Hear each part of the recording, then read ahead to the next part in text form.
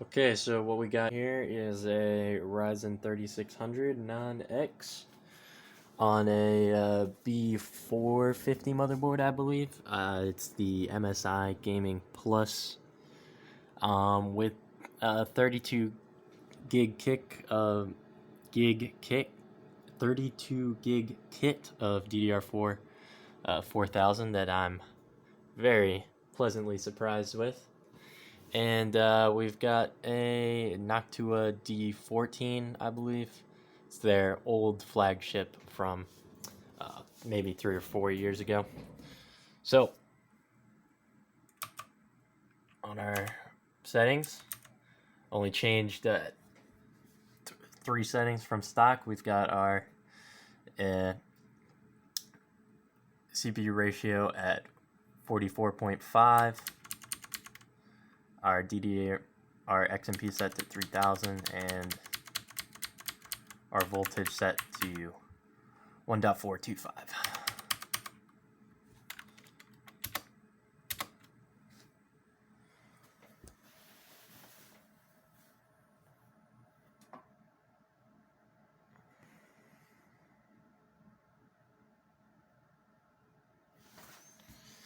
Okay.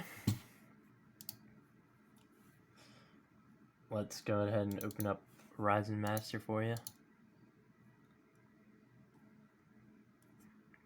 And you can actually hit higher overclocks with Ryzen Master than you can in the BIOS. At least that's been my limited experience with Ryzen on the 1000 chips and then these 3000 chips.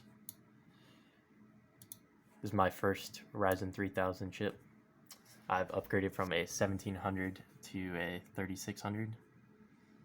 And you'll see in a second that the multi-core is actually higher. So you can see, yeah, well, it doesn't really do anything until we're running a load. So let's pop open Cinebench. This is my first time using R20. It's better than R15. You can tell. Gives you a better idea of stability. This processor can run at 4.5 in R15, but it can only run at 4.45 in R20. So tells you a little more about your overclock. If we look over here, we're drawing 108 watts. We've got nice and toasty 89C up to 90C, and you can hear the fans kicking a bit. But you can see we're holding that to 4.45.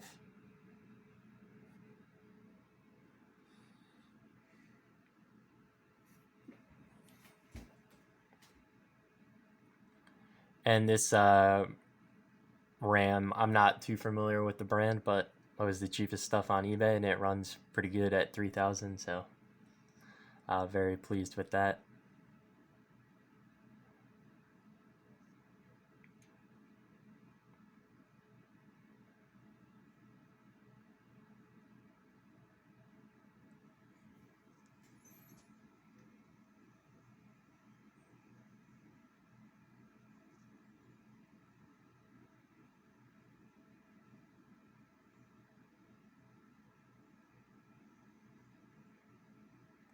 Okay, so you can see we're getting just over 4,000 there.